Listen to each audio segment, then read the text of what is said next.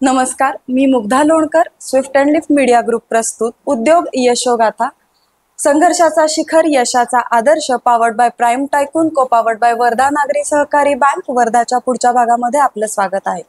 Hotel industry असू दे किंवा tourism business असू दे, याच्यासारखा चॅलेंजिंग दुसरा कुठला बिझनेस नाही. याच्यामध्ये कंपॅरेटिव्हली सुरुवात करणं खूप सोपं असतं, पण याच्यात जम बसवण्यासाठी आपली सगळी कौशल्य पणाला लावायला लागतात. तर आज आपल्या सोबत आहेत वनराई होमस्टेचे मिस्टर आलाप कोरडे. नमस्कार सर, आपलं या कार्यक्रमात स्वागत आहे. नमस्कार. म्हणजे बाकीच्या गोष्टींबद्दल तर आपण बोलूच, पण सगळ्यात आधी आम्हाला वनराईचा प्रवास जाणून घ्यायला खूप आवडेल. येस, नक्कीच. पहिलं म्हणजे तुम्हाला खूप धन्यवाद, तुम्ही मला या कार्यक्रमाला बोलवलं.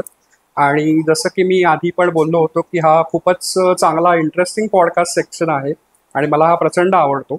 आणि नवीन येणारे माझ्यासारखे बिझनेसमन जे आहेत त्यांचं तुम्ही भरपूर चांगल्या रीतीने इकडे प्रमोशन करताय आणि ज्याचा आम्हाला खूप फायदा होतोय. सो वनराईबद्दल तुम्ही जे मला विचारलं, तर वनराई पळू होमस्टे आपलं जे आहे हे मुरबाडला आहे. म्हणजे माळशेज घाट जो आहे त्याच्या पायथ्याशी. हे बेसिकली कोकणातली आपली जी घरं असतात तसं चिऱ्याचं आपलं जांभ्या दगड म्हणतात, त्या जांभ्या दगडात बांधलेली ही सगळी घरं आहेत. आणि साधारणतः आतापर्यंत आपल्या इकडचं टुरिझम इंडस्ट्री बघता आपण स्टँड अलोन प्रॉपर्टी भरपूर बघितलेत, पण हे आपलं वनराई जे आहे हे सेकंड वीकेंड होम होतं की जे 2011-12 मध्ये हे कन्स्ट्रक्ट झालं होतं. आणि त्याच्यानंतर सेकंड वीकेंड होम मध्ये प्रत्येकजण आपापल्या घरी त्यावेळेला जाऊन एकदा दोनदा तीनदा जाऊन राहतो, पण त्याच्यानंतर सेकंड वीकेंड होमचं जे घर असतं ते त्या पद्धतीने मेंटेन राहत नाही. हीच संकल्पना लक्षात घेऊन 2011-12 मध्ये आम्ही तिकडे घर घेतलं होतं, जे माझं स्वतःचं आहे तिकडे घर. त्याच्यामुळे तिकडे तो माझा स्वतःचा बंगला मी टुरिझम पॉईंट ऑफ व्ह्यूने राहायला सुरुवात केली.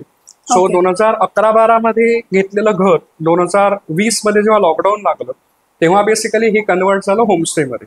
सो तिकडे आता आपली कॉलनी आहे, तिकडे जवळपास 20 बंगले असतील, ज्याच्यापैकी आता आपल्याकडे 12 बंगले आहेत की ज्याचे प्रत्येक बंगल्याचा ओनर हा वेगळा असतो, पण मी त्यांच्याकडून रेव्हेन्यू शेअर मॉडेलवरती हा बंगला मी मेंटेन ठेवतो. आणि मी हा बंगला जेव्हा बुकिंग होतं त्याचं त्यावेळेला आपण त्याचा रेव्हेन्यू शेअर करतो त्या पर्टिक्युलर मालकाबरोबर.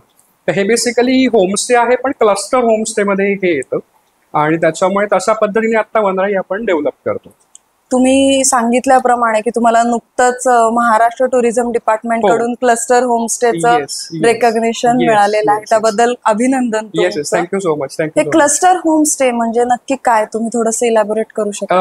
हो, म्हणजे जसं तुम्ही आता म्हणालात की आपलं भारत पर्यटन विभाग जे आहे त्यांनी भारतातल्या वेगवेगळ्या होमस्टे करता ही एक कॉम्पिटिशन रन केली होती की ज्याच्यामध्ये महाराष्ट्रातून 12 जण सिलेक्ट झाले. त्याच्यामध्ये वनराई हे क्लस्टर होमस्टे मध्ये येतं. जसं की मी म्हणालो की हे स्टँड अलोन प्रॉपर्टी नाही, हे ग्रुप ऑफ बंगलोज आहेत, त्याच्यामुळे त्याला ते क्लस्टर म्हणता येतं. त्याच्यामुळे एक बंगला आपला जो आहे तो 3 BHK चा असेल, एक 2 BHK असेल, एक 1 BHK असेल. जसे आपल्याकडे येणारे आपले गेस्ट आहेत, कस्टमर आहेत, त्याप्रमाणे आपण मध्ये बंगलो त्यांना अलॉट करू शकतो. आणि हे परत रिसॉर्ट नाही, हा होमस्टे कॉन्सेप्ट आहे.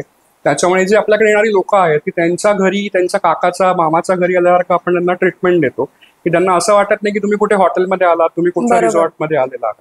त्याच्यामुळे तो क्लस्टरचा फायदा हा होतो की तिकडे खूप होमली फील येतो. आणि तुम्हाला बाहेर कुठच्या तरी मोठ्या रिसॉर्टमध्ये आल्यानंतर थोडंसं एक काइंड ऑफ दडपण असतं की हे इकडे असं केलं चालेल का, तसं केलं चालेल का. तर त्याच्यावेळी तुम्ही जेव्हा तुमच्याच घरी येऊन राहता तेव्हा हे तुमचं घर आहे, त्याच्यावेळी तुम्ही बिंदास असता आणि ते लोक जास्त एन्जॉय करतात.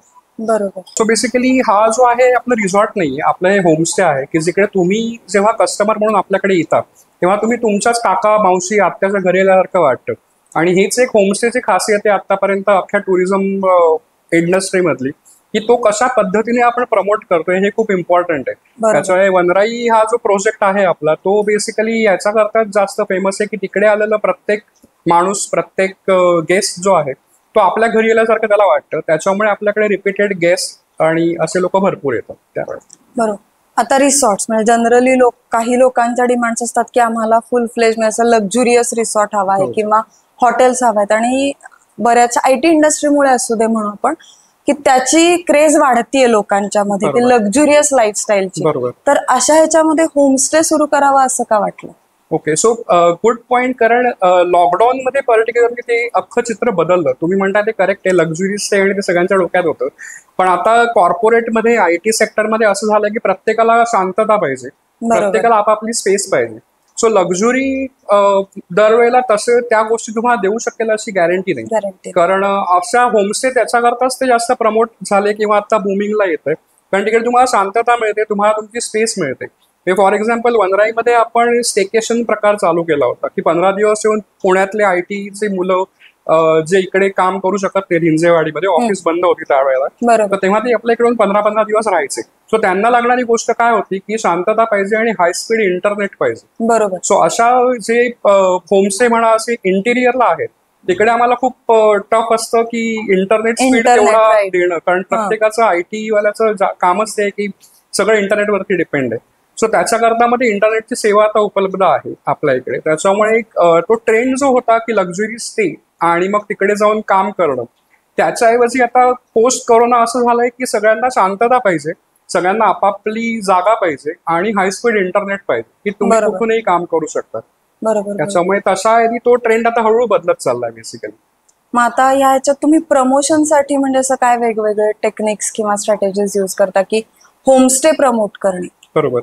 सो होमस्टे करता आपल्या इकडे पर्टिक्युलरली आपला इकडे जो स्टाफ आहे तो सगळा गावचा स्टाफ आहे. आपलं सोशल मीडिया प्रमोशन फक्त मुंबईतून होतं, पण अदरवाईज आपल्या गावातली लोक आपल्या इकडे येऊन बंगले मेंटेन ठेवण्यापासून ते जेवणाला येणारे आपले जे कुक आहेत त्यापासून ते कोणीही जवळपास 15 लोकांची टीम असेल, पण ती 15 लोकांची टीम ही पळू गावातली आहे. वनराई पळू होमस्टे आपण जे म्हणतो ते मुद्दामून या प्रोजेक्टमध्ये पळू गाव तेवढ्याकरता ठेवलंय की मला फक्त वनराईचा विकास किंवा वनराईतून बिझनेस अपॉर्च्युनिटी क्रिएट करून मलाच फक्त मोठं नाही व्हायचंय, तर त्याच्या रिलेटेड पळू गाव सुद्धा मोठं होईल. जसं आता लोणावळा खंडाळा खूप फेमस आहे, तर तशा ह्याच्यात पळू गाव आता कुठेच नाहीये, ते कोणाला माहितीच नाही. सो त्याप्रमाणे जसं लोणावळा खंडाळा माथेरान महाबळेश्वर हे गावांचा विकास पण झाला, ते पण अपॉर्च्युनिटी इकडे खूप झाल्यात तयार, तर तशा ह्याच्यातच ते पळू गाव पण डेव्हलप होतंय.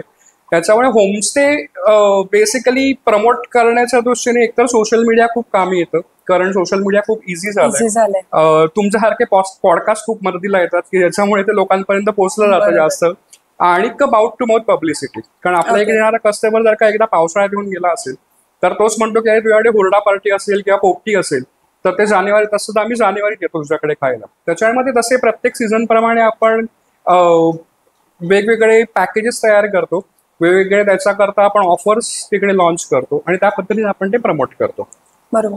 हा होमस्टे मध्ये तुम्ही येण्याच्या आधी तुमचा परफेक्ट हॉलिडेज नावाचा एक टुरिझमचा हे होता, जो लॉकडाऊन आणि या परिस्थितीमुळे हे झाला, मग तो सुरुवात करून त्याच्यातनं परत दुसरा बिझनेस त्याच जोमाने सुरू करणं खरंच खूप अवघड आहे आणि ते तुम्ही केलं, दॅट इज रिअली कमेंडेबल. पण त्याच्याबद्दलही आम्हाला थोडंसं ऐकायचं. येस.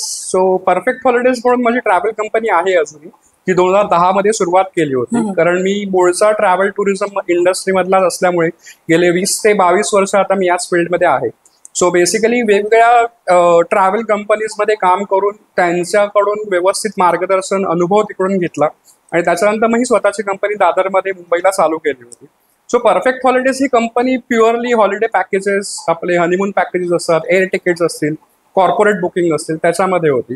पण जसं की तुम्ही म्हणालात की लॉकडाऊन मध्ये ट्रॅव्हल इंडस्ट्री सगळ्यात जास्त हिट झाली, हॉस्पिटॅलिटी आणि ट्रॅव्हल मध्ये खूपच स्लॅग आणि बंदच पडलं होतं बेसिकली, आणि तीच इंडस्ट्री सगळ्यात नंतर वरती आता येते. त्याच्यामुळे आता ऍक्च्युअली करंट सिनारिओ मध्ये असं म्हणतायत की सगळ्यात जास्त बुमिंग इंडस्ट्री कुठची असेल तर ती ट्रॅव्हल इंडस्ट्री. पण 2020 मध्ये जो फटका ट्रॅव्हल इंडस्ट्रीने खाल्लाय आणि जो अनुभव आम्ही घेतलाय तर ते खूप कठीण होतं. आणि तेव्हाच मी अडकलो होतो वनराईमध्ये माझ्या बंगल्यामध्ये, आणि तिकडूनच ती संकल्पना सुरुवात झाली की जर का मला इकडे यायला आवडतंय आणि माझ्या नातेवाईकांना आवडतंय, माझ्या मित्रांना आवडतंय, तर मग हे कमर्शियल पॉईंट ऑफ व्ह्यूने आपण जर का याचं जरा बघितलं ऑपॉर्च्युनिटी काय आहे, कशी आहे, तर तशा आणि तेव्हापासून ते चालू झालं की आपल्या स्वतःच्या बंगल्यापासून ते बिझनेस मॉडेल रन करून बघूया आणि मग बाकीच्या बंगलो ओनर्सला अप्रोच करू. त्याच्यामुळे मग तशा आणि ते वनराईमध्ये पडलो आणि मग तिकडून ते हळूहळू सुरुवात झाली बिझनेस. त्याच्यामुळे एक बिझनेस जेव्हा काइंड ऑफ संपला नॅचरल कलॅमिटीमुळे, पण तेव्हाच मला दुसऱ्या नॅचरल सोर्सेसमुळे मला इकडे उभारी आली की असा टाईपचा काहीतरी कॉन्सेप्ट मला डेव्हलप करता आला. आता तुमचा बंगला होता, द्यायचा होता, हे तुमचं ठरलं होतं, पण बाकीच्या लोकांना तसं कन्व्हिन्स करणं आणि ते जे रेव्हेन्यू मॉडेल तुम्ही म्हणालात ते पटवून देणं येस. हे खूप चॅलेंजिंग असणार तुमच्यासाठी. कारण प्रत्येकाचे डिमांड वेगळ्या होत्या, प्रत्येकाचं थिंकिंग वेगळं होतं. प्रत्येकाने आपलं घर म्हणून ते सेकंड वीकेंड होम घेतलं होतं. नॉट नेसेसरी असं कोणी ठरवलं होतं की मी याच्यातून 2 पैसे कमवीन म्हणून. पण लोकांना मी जेव्हा सांगितलं की असा असा माझा कॉन्सेप्ट आहे आणि तुमचं घर मी मेंटेन ठेवतोय आणि तुम्हाला यातून 4 पैसे पण मिळतील, असा असा बिझनेस मॉडेल आहे माझं, तेव्हा सुरुवातीला भरपूर लोकांनी पॉझिटिव्हली सपोर्ट केला की मी तिकडे राहून ते सगळं करणार होतो. की मी दादर मुंबईचा असल्यामुळे हे सगळं सोडून पळू गावात जाऊन राहायचं 100 किलोमीटर लांब आणि हे सगळं डेव्हलप करायचं. तर ते लोकांना जरा अपिलिंग वाटलं, अट्रॅक्टिव्ह वाटलं की तू तुझं सगळं सोडून जर का इकडे येऊन राहतोयस आणि डेव्हलप करणारेस म्हणतोयस, तर त्याच्यामध्ये नक्की आम्हाला आवडेल पार्ट व्हायला. मग ते एकाचे 2 झाले, 2चे 3 झाले, मग त्यांची इंटरनल चर्चा झाली की हे कसं होतंय, कसं वर्कआउट होतंय. त्याच्यामुळे ते मग कॉन्फिडन्स एकमेकांना वाढत गेला. म्हणजे तिकडच्या बंगलो ओनर्सनी पण प्रचंड सपोर्ट केला, अजूनही करतायत. त्याच्यामुळेच आता एक बंगल्याचे आता माझ्याकडे 12 बंगले झालेत आणि अजून भरपूर तिकडे आता सेकंड वीकेंड होम बंगलो जेव्हा घ्यायला येतात तेव्हा ते तेच म्हणतात की तू जर का हे सगळं मॅनेज करणार असतील तर मग आम्ही बंगले इकडे घेतो किंवा घ्यायचा विचार करतो किंवा रिन्युएट करू आम्ही. त्याच्यामुळे तसे आणि चॅलेंजेस भरपूर होते, पण खूप पॉझिटिव्हली तिकडचा प्रत्येक बंगलो ओनरनी सपोर्ट केला आणि आता पण खूप करतायत मला. बरोबर. आता जेव्हा कोविड नंतर हॉटेल इंडस्ट्री सुरू झाली किंवा टुरिझम सुरू झालं तेव्हा सगळ्यात जास्त म्हणजे काय म्हणतो आपण टर्म्स आणि कंडिशन्स त्यांना फॉलो करायला लागले, कारण त्यांना ते सोशल डिस्टन्स मेंटेन करा, क्लीनलीनेस, हायजीन. मग त्या फेज मध्ये तुम्ही तिथलं क्लीनलीनेस किंवा हायजीन मेंटेन करून लोकांना कसं काय हे केलं की we are providing you exact what you are wanting. Right. So basically जे टर्म्स अँड कंडिशन टुरिझम डिपार्टमेंटनी आम्हाला दिले होते ते प्रत्येक आपण तसे पाळत गेलो. म्हणजे आपल्या इकडे जर का 40ची ऑक्युपन्सी असेल वनराईमध्ये तर आम्ही 20च लोक घ्यायचो, कारण 50% ऑक्युपन्सीवरती अख्खं ते चालू करायचं होतं टुरिझम आणि हॉस्पिटॅलिटी इंडस्ट्री. किंवा जेवणाच्या इकडे पण आपली रेस्टॉरंट कपॅसिटी साधारणतः 40 लोकांची आहे, पण 20 लोक असेल तर मग आपण 10-10चा 2 बॅच एकत्र ग्रुपने आणायचो. बेसिकली त्यांचं हायजीननेस आपण सॅनिटाईज करायचो. एक जवळच्या गावातूनच आपण ते कॉन्ट्रॅक्ट केलं होतं की प्रत्येक बंगल्याचं सॅनिटायझेशन व्हायचं किंवा सोशल डिस्टन्सिंग तुम्ही तसं मेंटेन केलं जायचं. पण तिकडे खूप मोठा फायदा होता की तिकडे 100% ऑक्सिजन अवेलेबल होता, की जो अजूनही आहे, की जो मुंबई, पुणे, ठाण्यात त्यावेळेला कमी होता. त्याच्यामुळे लोक ते प्रिफर करत होते की रूल्स ऑटोमॅटिकली लोक फॉलो करायचे. सोशल डिस्टन्सिंग असेल, मास्क वापरणं असेल. पण ते त्यांनी तिकडे नंतर जेव्हा मास्क फ्री झोन म्हणून आम्ही डिक्लेअर केलं की तुम्ही तलावापाशी जाऊन बसा की तुम्हाला इकडे 100% ऑक्सिजन तुम्हाला इकडे मिळेल. आणि ते मी माझ्याकडून काहीच करत नव्हतं, जे निसर्ग देतोय ते मी गेस्टला फक्त सांगत होतो मी या ठिकाणी जाऊन बसा. सोशल डिस्टन्सिंग करता आम्ही तिकडे बेंचेस ठेवले होते तलावापाशी. तर ते लोकांना खूप अपिलिंग वाटायचं की जे मुंबई, पुणे, ठाणं, नाशिकमध्ये काही करता येत नव्हतं त्यावेळेला. आणि कुठेही तुम्ही गेला सोशल गॅदरिंगला तर 50%, 20% वरतीच तुम्ही पोहोचू. लग्न भरपूर अशी झाली की जी 20च लोक आली. त्याच्यामुळे तसा झोनमध्ये असताना आम्ही वनराईमध्ये ते खूप चालू केलं होतं आणि खूप कटाक्षाने आम्ही पाळत होतो की जे रूल्स आम्हाला टुरिझम डिपार्टमेंट कडून आले होते ते आपण पाळत गेलो. बरोबर. आणि मला दुसरं असं विचारायचं की आता ट्रेंड्स बदलत आहेत, जेनझी ट्रेंड्स, अल्फा ट्रेंड्स, हे ट्रेंड्स बदलतात, त्याप्रमाणे त्यांचे डिमांड्स चेंज होत आहेत. मग त्याप्रमाणे आता वनराईमध्ये तुम्ही जेनझी लोकांना अट्रॅक्ट करण्यासाठी म्हणजे चुलीवरचं जेवण वगैरे हे मिलेनियल्स किंवा आपल्यासारख्या लोकांना आवडतं, मग तरुण ह्यांना कसं काय हे करणं?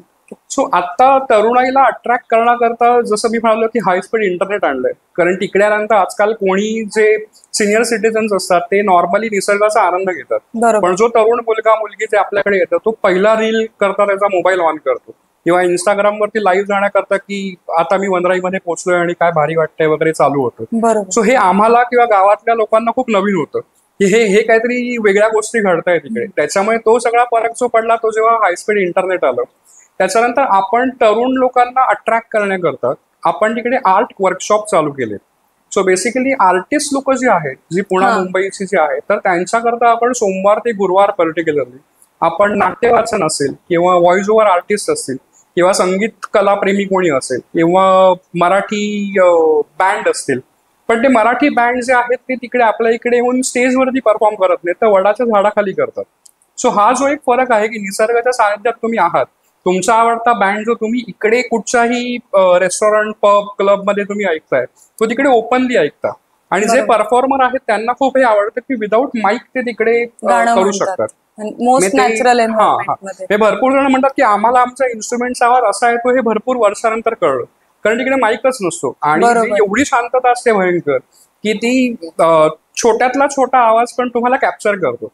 त्याच्यामुळे हे ट्रेंड त्यांना अट्रॅक्ट करायला मला खूप सोपं पडतंय. किंवा आपण मूवी स्क्रीनिंग करतो, किंवा शॉर्ट फिल्म फेस्टिवल करणार आहोत आता आपण, किंवा जुने जे पिक्चर होते की जे खूप गाजले त्यांचं स्क्रीनिंग करतो आपण, किंवा गावकऱ्यांकरता म्हणून आपण प्रत्येक मकर संक्रांतीला एक महाराष्ट्राची लोककलेवरती आधारित आपण कार्यक्रम करत असतो. म्हणजे चित्रकथी म्हणून एक कार्यक्रम आहे कोकणातला, तो आपण केला होता, किंवा आता लावणीचा कार्यक्रम केला, की जेणेकरून गावकऱ्यांना पण असे कार्यक्रम आवडतील. आणि त्याच वेळेला दुसऱ्या दिवशी आपण तरुणाईला अट्रॅक्ट करू अशा टाईपचं आपण करतो. आणि आपण जसं म्हणालो की जेवणाच्या बाबतीत जर का तरुण वर्ग जास्त असेल, पर्टिक्युलर शनिवार रविवार असेल किंवा कुठचा फेस्टिवल करता असेल, तर त्यावेळेला मी गावातलं आपल्या लोकांची शेवपुरीची गाडी असेल त्या गाडीवाल्याला डायरेक्ट वरती बोलवतो आपल्या इकडे, किंवा बर्फाचे गोळेवाले असतील तर त्यांना आम्ही वरती बोलवतो, किंवा आपलं नारळाचं पाणी विकणारे असतील त्यांना वरती बोलवतो. सो त्यांच्याकरता तो फूड फेस्टिवल जो असतो तो टोटली चेंज होतो. सकाळी तुम्हाला चुलीवरचा मटण आणि भाकरी मिळते, पण रात्री तुम्हाला शेवपुरी पण मिळते. सो हे कॉम्बिनेशन मिस अँड मॅच आता ते करावं लागतं टू अट्रॅक्ट न्यू जनरेशन. आता पुण्याच्या आसपास किंवा मुंबईच्या आसपास वीकेंड आउटिंग हे खूप कॉमन झाले, त्याच्यामुळे तितकंच वन डे ट्रिप्स किंवा वन डे रिसॉर्ट्स किंवा काय म्हणतो आपण हुरडा पार्टीज या कॉन्सेप्ट धरायला लागले. मग ह्या टिपिकल ह्याच्यातनं बाहेर पडून होमस्टेची कॉम्पिटिशन कशी काय तुम्ही करता? वन डे पिकनिक स्पॉट्स पुण्याच्या, मुंबईच्या किंवा नाशिकच्या जवळ खूपच आहेत. तुम्ही म्हणाल ते एकदम करेक्ट आहे. सो होमस्टे माझा कॉन्सेप्ट असा आहे की खूप पर्सनलाइज सर्व्हिस दिली गेली पाहिजे. जसं मी सुरुवात केली होती की होमस्टे बिझनेस पर्टिक्युलरली हा खूप पर्सनलाइज सब्जेक्ट आहे. मी जेव्हा आपण युरोप कंट्रीजमध्ये किंवा अमेरिकन कंट्रीजमध्ये हा होमस्टे तिकडून आलाय, किंवा एअरबीएनबी जे आहे, तर जिकडे होमस्टेचा कॉन्सेप्ट असा आहे की जो मालक ज्या घरात राहतो त्याच घरातली एक रूम तुम्हाला देतो. तर आपल्या इकडे काय झालंय, होमस्टे म्हणजे आपण कोणीच राहत नाही त्या घरात आणि आपण ते ऍज अ हॉटेल आणि रिसॉर्ट म्हणून करतो. तर तेच न करता मी तिकडे जेव्हा केव्हा 2 लोक असतील, 40 लोक असतील, 60 लोक असतील, मी तिकडे 100% असतो. त्याच्यामुळे ती पर्सनलाइज सर्व्हिस दिली गेली ना तर मग तो ट्रेंड कुठेतरी चेंज होऊ शकेल. कारण नॉर्मली वन डे ट्रिप्स करता एक स्टँडर्ड त्यांची आयटनरी ठरलेली असते की सकाळी 8 वाजता यायचं, नाश्त्यापासून ते तुम्हाला संध्याकाळी चहा कॉफी घेऊन चेकआउट असतो. पण तेव्हा तुमचं असतं की तुम्ही एक एक्स अमाऊंट पे केली, त्याच्या अगेन्स्ट तुम्हाला ही सर्व्हिस मिळते आणि तुम्ही त्या रिसॉर्टला, हॉटेलला परत एक वर्षभर काही चक्कर मारत नाही. पण ह्याच्याऐवजी तुम्ही जेव्हा होमस्टेला व्हिजिट करता, जेव्हा तुम्हाला पर्सनलाइज सर्व्हिस मिळते त्यावेळेला प्रत्येक ठिकाणी, म्हणजे जेवणाच्या बाबतीत असेल, तुम्हाला तिकडच्या टूर्सच्या बाबतीत असेल, तुम्हाला आम्ही शेती दाखवतो, तुम्हाला तिकडच्या लोकल गावातल्या लोकांच्या घरामध्ये घेऊन जातो, गावातलाच मुलगा तुम्हाला ट्रेकिंगला घेऊन जातो. सो हे सगळं खूप पर्सनलाइज होतं. त्याच्यामुळे होमस्टे आपल्याकडे अशा टाईपचे चालू झाले की जे खूप पर्सनलाइज सर्व्हिस देत आहेत आणि क्वालिटी आहे त्याची, फूडची पण, प्रत्येक तुमच्या अकोमोडेशनची पण, हायजीननेस तेवढा चांगला आहे. तर मग ते कुठेतरी बाजूला उठून दिसू शकेल की हे काहीतरी वेगळं आहे. त्याच्यामुळे आम्हाला इकडे अशा ठिकाणी यायला आवडेल असे लोक खूप आहेत आता, की ज्यांना चांगले क्वालिटी सर्व्हिस मिळाली की ते लोक येतात.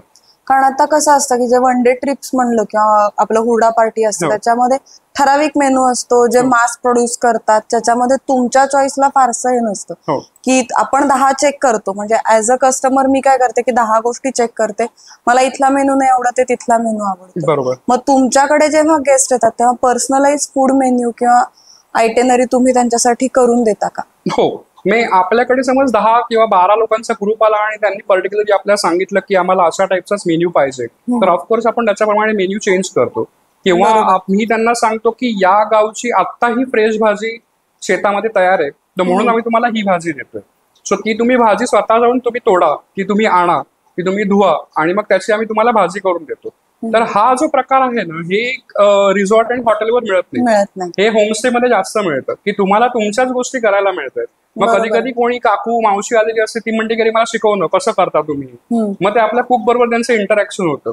तर हे खूप होमली फिलिंग की ज्या वेळेला त्यांची नातवंड मुलं तिकडे खेळत असतात किंवा काका किंवा आजोबा लोक काहीतरी पुस्तकं वाचत असतील, तर त्यावेळेला बायका काय करणार, तर त्यावेळेला अशा टाईपचं काही इंटरॅक्शन झालं की जे तिकडचं लोकल आपलं रेसिपी असते तर ती त्यांना खूप आवडते शिकायला नवीन. मी असं नाही की नुसतं येऊन आरामच करतायत लोक किंवा शांतता खूप आवडते, पण असे इंटरॅक्शनचे प्रकार वाढले तर हे होमस्टे प्रकार जो आहे तो खूप वेगळ्या पद्धतीने प्रमोट केला जाईल. बरोबर.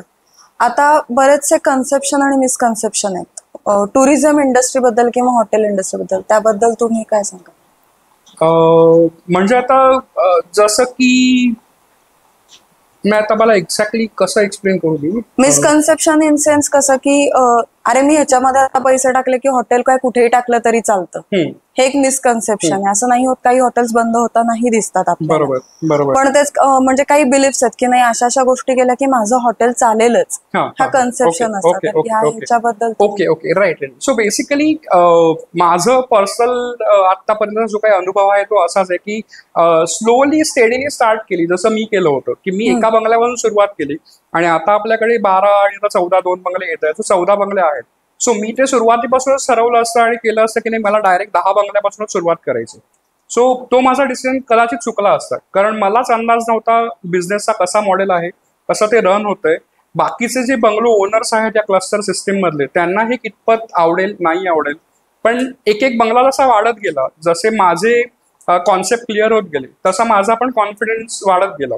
त्याच्यामुळे हळूहळू सुरुवात केली, अंदाज घेत सुरुवात केली आणि जेन्युइनली प्रेमाने एखादी गोष्ट केलीत तुम्ही बिझनेसच्या बाबतीमध्ये तर ती 100% सक्सेसफुल होते. म्हणजे तुम्ही जर का 100% एखाद्या गोष्टीला देताय तर त्याचे तुम्हाला रिटर्न 1000% मिळणारच नक्की. म्हणजे कुठचाही कस्टमर कितीही त्याला जसं आपण म्हणतो की एखादी पैसे आपण दिलेत म्हणून त्याच्या अगेन्स्ट त्याला काही गोष्टी मिळाल्याच पाहिजेत.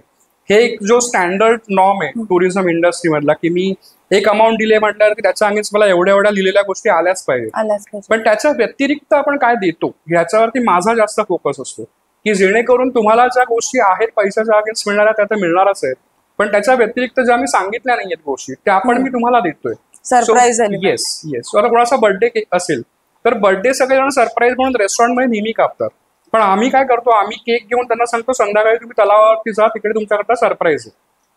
सो तलावाच्या त्या बॅकड्रॉप वरती जेव्हा लोक केक कापतात तेव्हा मी 60 आणि 70चे जे आजोबा होते आले होते ते मी ढसाढसा रडतात की अशा पद्धतीचा वाढदिवस कोणी साजराच केला नसतो.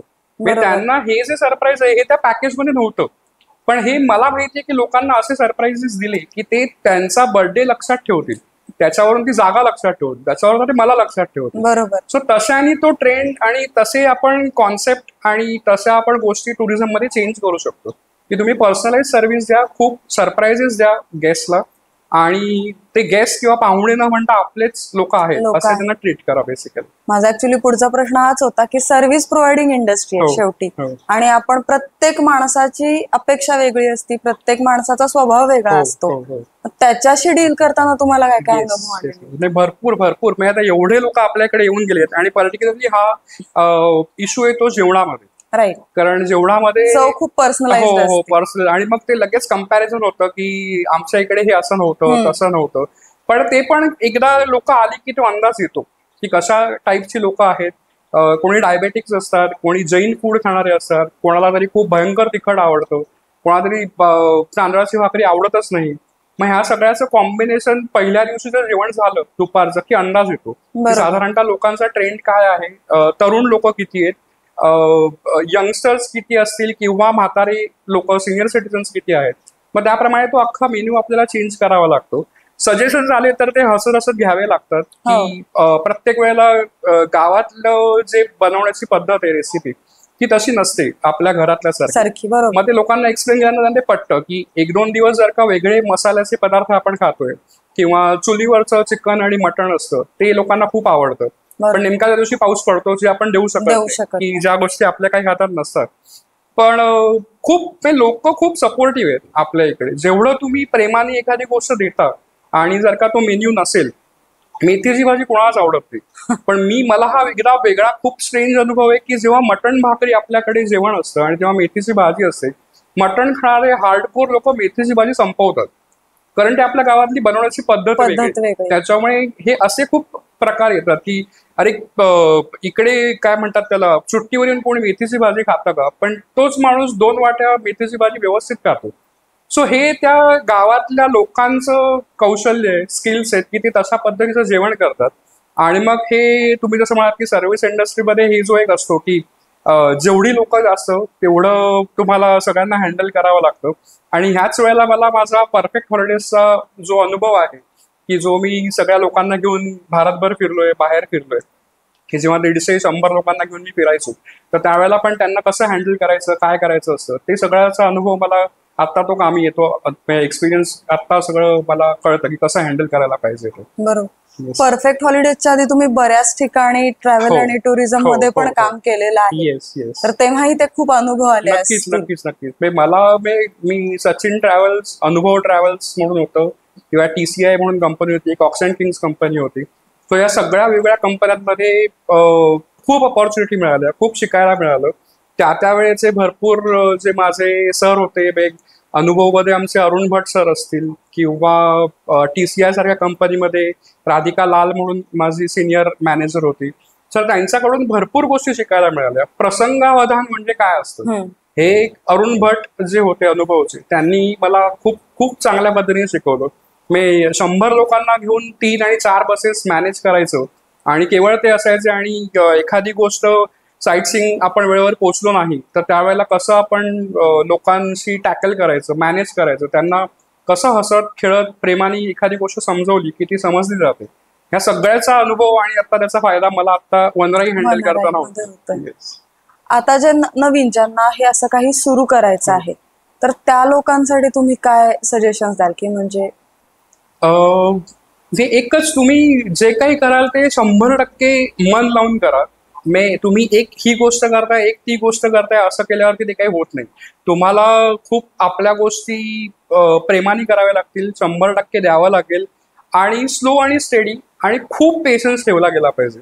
कारण कुठची गोष्ट तुम्हाला अशी लगेच एका वेळेला बदलत नाही. मी लॉकडाऊनमध्ये जेव्हा वनराई प्रोजेक्ट चालू केला होता, तेव्हा मला वाटलं पण नव्हतं की 2024 मध्ये एवढे बंगले असतील आणि या स्केलने ते वाढेल. पण मी तो पेशन्स ठेवला. माझं सगळं घरदार दादरचं सोडून मी पळू गावात स्थायिक झालोय आणि तिकडे राहून त्याला डेव्हलप करतोय. त्याच्यामुळे तुम्ही गोष्ट एखादी ठरवलीत की ती होते, पण भरपूर पेशन्स आणि प्रेमाने गेली या गोष्टी की सगळ्या होतात. आता फॅमिली सपोर्ट, कारण या सगळ्यात प्रचंड लागणार, कारण तुम्ही एक लाईफस्टाईल सोडून दुसरी लाईफस्टाईल अडॉप्ट करताय. येस. मग आता तुमच्या फॅमिलीनी कसं ह्याच्यामध्ये हे केलं? नाही, भरपूर भरपूर. म्हणजे लॉकडाऊन मध्ये तर म्हणजे मी तिकडे जाऊन जेव्हा थांबायचो तेव्हा ते 10 वेळा कॉल आणि प्रश्न असायचे की गावातली लोकांची तू काळजी घेतोयस का? कारण आता कसं झालंय, आम्ही कुटुंब झालोय की गावातला प्रत्येक माणूस हा माझ्या कुटुंबासारखाच आहे, आणि त्यांना पण मी पण त्यांना कुटुंबासारखाच आहे. मी असं अजिबातच नाही की तिकडे आपल्याकडे काम करणारी जी मुलं आहेत ती मला ऍज अ स्टाफ म्हणून मी कोणाला वागवतो.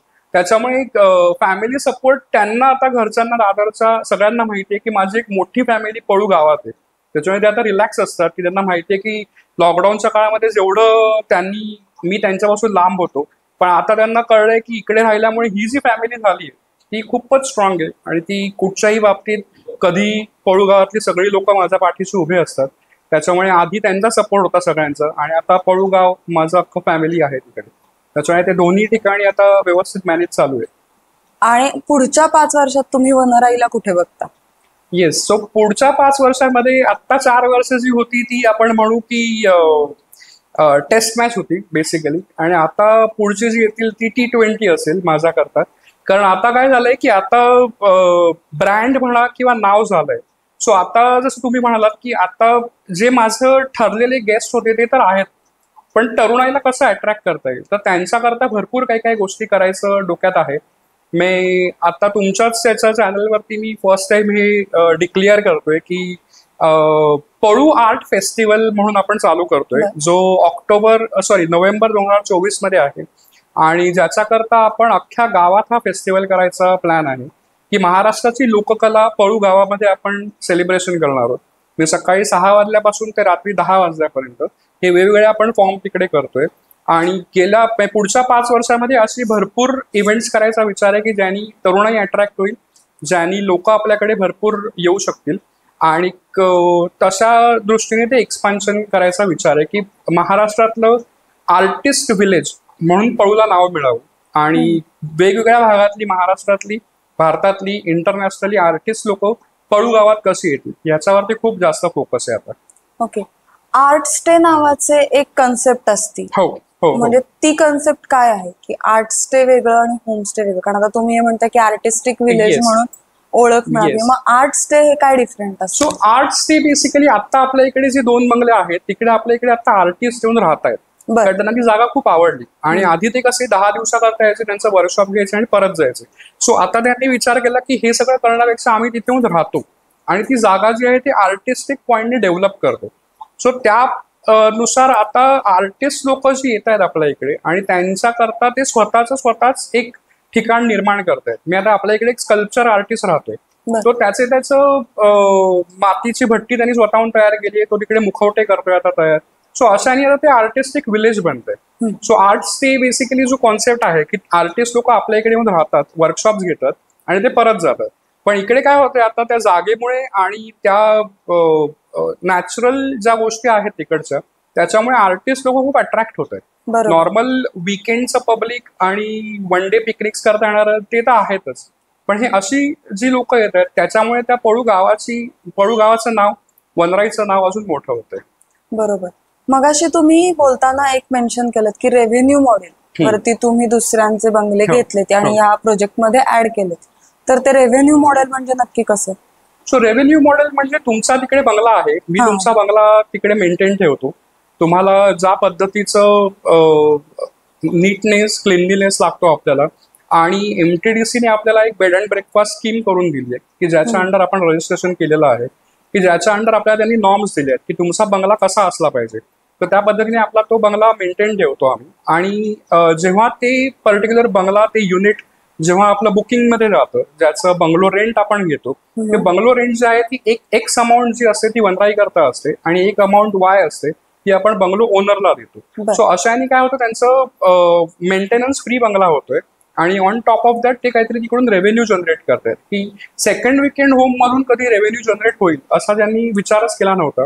तर त्याच्याकरता हे वनराई एक मॉडेल बनावं महाराष्ट्रातलं, की असे भरपूर प्रोजेक्ट आहेत लोणावळा, खंडाळा, इगतपुरी साईडला की जे 10 वर्षापूर्वी खूप बूमिंगला होते, पण अनफॉर्च्युनेटली आता त्या घरांची अवस्था फार चांगली नाही कारण ती मेंटेन ठेवली गेली नाही. पण बरोबर. असा वनराई सारखा एखादा कॉन्सेप्ट घेऊन आपण तिकडे गेलो आणि ती तशा पद्धतीने डेव्हलप झाली सगळी घरं, तर तो अजून एक टुरिस्ट स्पॉट महाराष्ट्रामध्ये डेव्हलप होतील असे. बरोबर. आता ऑनलाईन टुरिझम खूप वाढतंय, म्हणजे लोक ऑनलाईन स्वतः सर्च करतात आणि हे जे असं करतात, तर ते कितपत म्हणजे आपण त्याच्यावरती विश्वास ठेवू शकतो आणि ती तुम्हाला कॉम्पिटिशन वाटते का? ऑनलाईनचं खूप बुमिंग आहे आणि खूप लोक त्याला प्रेफरन्स देत आहेत कारण खूप इझी झालंय. आपण आता बोलता बोलता मी हॉटेल बुक करू शकतो पुण्यात बरोबर. कुठचंही. त्याच्यामुळे मी फक्त एकच सजेस्ट करतो, हे मी माझे मित्र जेव्हा करतात बुकिंग त्यावेळेला, की तुम्ही कुठचंही हॉटेल ऑनलाईन बुक केलं की साधारणतः 1 तासाभरानंतर त्या पर्टिक्युलर हॉटेलला तुम्ही फोन करा, तुम्ही त्यांना डायरेक्ट मेसेज पाठवा की तुमच्या या पोर्टलवरनं मी हे बुकिंग केलेलं आहे आणि हे बुकिंग कन्फर्म आहे का. कारण भरपूरदा बॅकहँडला काय होतं, त्यांचे पेमेंट टर्म्स असतात किंवा कधी कधी कन्फर्मेशन त्या हॉटेलपर्यंत पोहोचत नाही. तुम्ही बॅगा घेऊन त्या हॉटेलमध्ये पोहोचता पण तुमचं कन्फर्मेशन, रिझर्वेशन नसतं. तर ते खूप मला थोडंसं टेक्निकल गोष्टी करता थोडी कधी कधी भीती वाटते, कारण तुम्ही जेव्हा फॅमिली बरोबर ट्रॅव्हल करता तेव्हा हे रिस्की होऊ शकतं, हा जो पार्ट आहे तो. आणि त्याच थोड्याशा कारणाकरता मी अजून कुठेही वनराई ऑनलाईन पोर्टलला टाकलं नाहीये, कारण मी जसं म्हटलं तसं की मी पर्सनलाइज सर्व्हिस देण्यावर खूप बिलीव्ह करतो की इकडे येणारा गेस्टचा पहिला कॉल जर का कोणी केला असेल मला, तर त्याच व्यक्तीला रिसिव्ह करायला वनराईमध्ये मीच उभा असतो. सो ते कम्फर्ट लेवल गेस्टचं खूप चांगलं असतं. की जो माणूस माझ्याशी बोलतोय फोनवर तोच मला तिकडे रिसिव्ह करायला पण आहे, तोच मला रेस्टॉरंटमध्ये पण तोच माणूस उभा असतो, तोच विचारतो जेवलात का, जाताना पण फीडबॅक बुक मध्ये सगळं लिहिलंय की नाही व्यवस्थित तो बघायला पण मीच असतो. सो हे खूप वनराई पॅटर्न करता हे खूप चांगलं झालंय, म्हणून मी ऑनलाईनच्या अजून भानगडीत पडलो नाहीये. आणि आता म्हणजे आता बऱ्याच न्यूज अशा येतात की बऱ्याच टीव्ही इंडस्ट्री मधले जे छोटे मोठे कलाकार आहेत त्यांचे सेकंड होम लोणावळा, खंडाळा या साईडला आहेत आणि आता तेही लोक ह्या सगळ्या गोष्टी म्हणजे विकेंड होम म्हणून ते देत आहेत, तर मग ही पण एक कॉम्पिटिशन असते. हो नक्की. आणि त्यांचा फायदा खूप आणि त्यांचा फायदा असा आहे की ते ऑलरेडी सेलिब्रिटी आहेत. सो ते एक असतं सध्या मी आहे की मी XYZ च्या बंगल्यावर जाऊन राहिलो, सो ते खूप होतं. पण अगेन तोच फरक पडतो की तुम्ही किती वेळ ते करू शकणार आहात. कारण शेवटी जे कोणी सेलिब्रिटी आहेत ते स्वतः तिकडे नसतात. सो तुम्ही एकदा जाल, एकदा फोटो काढाल, एकदा इन्स्टावरती स्टोरी बरोबर. टाकाल, पण तुम्हाला रिपीटेड कस्टमर त्या प्रॉपर्टी करता किती येईल आणि तुम्ही किती सस्टेन करू शकणार आहात. शेवटी त्यांनी पण इन्व्हेस्टमेंट म्हणून ते घर घेऊन ठेवलंय आणि ते आता रेंटवरती दिलंय, चालवायला दिलंय कोणाला तरी. सो हे कसं आहे, हे आपलं स्वतःच आहे. वनराई जे आहे ते मी माझा याच्या व्यतिरिक्त कुठचाच बाकी बिझनेस नाहीये म्हणा किंवा काहीच नाही. त्याच्यामुळे ह्याच्यावर 100% फोकस असल्यामुळे मला इकडे अपॉर्च्युनिटीज खूप नवीन नवीन तयार करता येत आहेत. जसं तुम्ही पुढच्या 5 वर्षामध्ये काय करायचं हे विचारलं, तर माझं आता ते प्लॅनिंग आहे की कसं मी आर्टिस्ट लोकांना इकडे जास्त इन्व्हाइट करू शकू आणि कसं डेव्हलप करता येईल अजून. पण त्यांचं सगळ्यांचं कसं झालंय की त्यांचं एक घेऊन ठेवलंय, ते आता रेंटवरती दिलंय, त्याचा रेव्हेन्यू येतोय, ते त्यांचं second or may be third income असेल. सो तसा त्यांना काही डिरेक्टली त्याचा काही इम्पॅक्ट होत नाही. पण वेरॅज मला वनराईमध्ये 2 आठवडे बुकिंग नाही आलं तर मला इम्पॅक्ट पडतोय. बरोबर. बरोबर. मी आता तुमच्याशी खरंच खूप बोलून खूप वेगवेगळी माहिती, इन्साइट्स मिळाले ऍक्च्युली ट्रॅव्हल याच्यामधले. आणि जे आता नवीन ज्यांना हॉटेल इंडस्ट्रीमध्ये पाऊल ठेवायचं आहे, तर त्यांना तुम्ही काय सजेशन्स द्याल? हॉटेल इंडस्ट्रीमध्ये ना सध्या करोना नंतर आता असं झालंय की सगळीकडे एवढे ओपनिंग आले, त्याच्यामुळे अचानक सगळीकडे असं वाटतंय की भरपूर जॉब्स अवेलेबल आहेत. कारण माझे भरपूर असे मित्र मैत्रिणी या क्षेत्रातले आहेत की ज्यांचे त्यावेळेला जॉब्स गेले आणि ते एवढ्या पीकला होते आपापल्या करिअरमध्ये 2020ला. पण अनफॉर्च्युनेटली करोनामुळे भरपूर लोकांचे जॉब गेले. प्रत्येकाने इन्शुरन्स कंपनी पासून ते रिअल इस्टेट पासून सगळीकडे ते लोक गेलेले आहेत आणि त्यांना प्रत्येकाला 15 ते 20 वर्षाचा अनुभव होता. त्याच्यामुळे आता जे नवीन तरुणाई हॉस्पिटॅलिटीमध्ये येते किंवा त्यांना यावं असं वाटतंय, कारण हे थोडंसं ग्लॅमराईज सेक्टर आहे. मी इकडे आल्यानंतर असं वाटतं की अरे वाव, तू या हॉटेलमध्ये, या चेन हॉटेलमध्ये तू काम करतोस किंवा या टुरिझम कंपनीमध्ये तू काम करतोय. पण एखाद्या ठिकाणी सस्टेन राहणं, एखाद्या ठिकाणी म्हणतात ना लगे राहो अशा टाईपमध्ये, ते सध्या खूप कमी आहे असं मला वाटतं. कारण सध्या एवढं सगळं इझी झालंय व्हॉट्सअप आणि सोशल मीडियामुळे. तर ते परत की पेशन्स तुम्ही ठेवून एका कंपनीमध्ये कसे राहाल आणि भरपूर गोष्टी कशा शिकता येतील ते शिकलात तर मग तुम्हाला अपॉर्च्युनिटी भरपूर आहेत, म्हणजे भरपूरच आहेत या इंडस्ट्रीमध्ये. अजूनही खूप गप्पा मारायला आवडतील, पण वेळेचं सुद्धा हे आहे. तुम्ही आमच्या पॉडकास्ट मध्ये आलात त्याबद्दल एक छोटस आमच्याकडून एक थँक्यू सो मच.